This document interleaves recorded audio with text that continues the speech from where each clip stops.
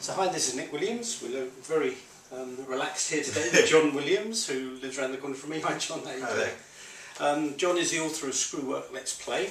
He came to give a talk for us a while ago. We did some discussions, conversations together, and we've got together to do some more conversations because people found them very interesting, we found them very interesting. So the first conversation we want to have is about this idea of scanners. Now, in London you run something called Scanners Night. Yeah. You work a lot with people called scanners, and you are yourself a scanner. Yeah. So, obvious question, what's a scanner? Well, scanners have always been around. The term was coined by US author Barbara Sher. When I read it, I realised, I read it in one of her books, I realised, oh, I am a scanner. And it can be like a real revelation for people when they realise for the first time there is a name for this thing. A scanner is a person who has very broad interests, gets absorbed by different passion every week or every month, and then once they've learned about it and they've dipped into it, they want to move on and learn something else. They get bored quickly. Right. So Barbara's definition was that there were two kinds of people, divers and scanners. And divers are happy to go into a topic and stay there. Oh, so okay. If you're passionate about, if you want to be a consultant neurologist, you better like neurology quite a lot, because you're going to be in it for 20 years or something to make consultants. And some people are very happy to go really into a subject and become a total expert. And other people couldn't bear it. That would be like a prison sentence. And those are scanners. So, have you got any idea? I know it's maybe not an easy question to answer, but what percentage of people might be scanners from your experience? It's the minority, and unfortunately, as a result, we are not understood well. So we get described in very negative terms like dilettante. Is that the right word? Jack of all trades, monster of none. Can't stick with anything. Yeah, why can't you stick with anything? Why can't you just get a job and stick with it? Yeah. Why can't you just fit in like everyone else does? That kind of idea. Yeah. Right. And in actual fact, a lot of entrepreneurs are scanners. Yeah, because they like doing new things all the time. They like starting things. Right. So you work a lot with them. So you've identified some of the characteristics of being a scanner. So from what I understand and what I've heard you say, one of the things that's very liberating for a lot of people is just to say, there's nothing wrong with me, that's just how I am, because my sense is that a lot of people like that end up then using it against themselves in a negative, put themselves down and not fitting in. Is that right? Yeah, because if you tell yourself, well, one day I should just find something and stick to it, you'll be miserable. It's like anyone telling themselves they should operate a completely different way than is natural to the personality they were born with. And it's not a disadvantage being a scanner. Scanners, for instance, make good entrepreneurs.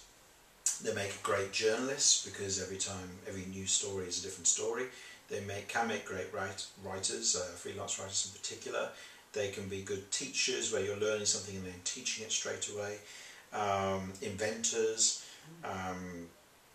All sorts of anything where you need to learn about something quickly and then put that information out there and move on to something else. It's interesting. I suppose you'd probably be asked the question, but let me ask it for the people watching.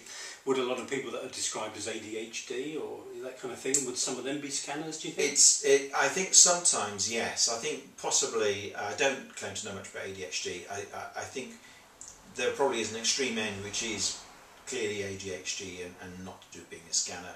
And then there's a grey area where people are getting lumped together, whereas really they should just know how to operate as a scanner. Right. Okay. So another question that kind of begs then is, how do scanners live a satisfying life? If they are in a way like butterflies and they want to try lots of things, how do they get their satisfaction, in your experience? They need to find a way of, particularly for a challenge that I find is getting paid for it, because if you making a living as a scanner and being satisfied, because if every month you're interested in a different topic, you may never become a really deep expert. That's not necessarily a problem. Journalist being an example, you don't need to become an expert in the thing you're writing about for one article. So you need to find either a career that is episodic, in those examples I gave, or is broad enough that it keeps you entertained. So my business, for instance, involves all sorts of things. I wrote the book Screwwork Let's Play. I built the site screwworkletsplay.com myself. I do a bit of internet marketing. Because I'm a bit of a techie at heart as well. I love. I used to do stand-up comedy, so occasionally, I make jokes, but in my public speaking. So I managed to find a way of putting everything that I'm interested in into the one business, and anything else I can sort of do as a hobby or maybe a side project of some kind. So I don't feel constrained and I don't feel bored anymore. But you don't do everything at the same time, presumably. No, scanners do need to apply themselves enough to finish the important stuff. So it's okay to experiment with something and do them just for fun and never follow through, and to have an ideas book and write out your ideas just for fun and never do them. But you need to get the habit. If you've really got a bad habit of never doing anything and just dreaming, you're going to have to get the habit of at least creating something visible for each little project you take on. In the book I talk about having a play project. So you play with something for a few weeks, you create something tangible you can show the world. I mean, even if you go and do something completely different, you can say, here I wrote this article, or I started a blog and wrote 3 really good posts. So you don't just research and play with the ideas, you come to something tangible, so that you feel like you've achieved something. So there is, so the fulfilment comes from that sense of achievement of something tangible. Yeah, and also there's a track record of evidence of things you can show people. So it's all very well going, I'd love to be a writer, and people go, well, can you show me your writing? Well, I haven't actually finished anything at all. If you go, I'd love to be a writer, and I wrote these 3 blog posts, and could you maybe I think there's something in them. Even if you abandon the blog afterwards, that's still a better result. Right, okay.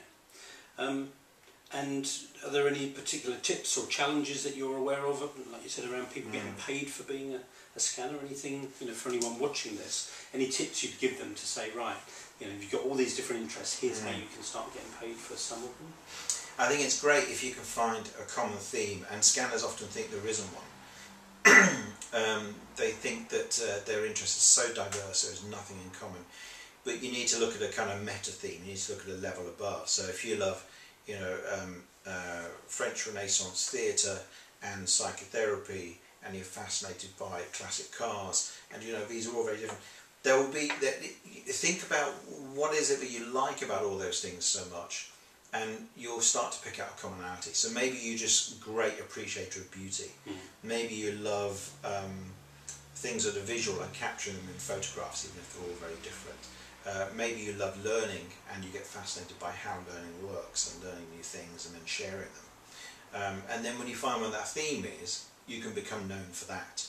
So that you become the person who's just got this brilliant appreciation of beauty, or has a great way of explaining an idea. And those are things you can market.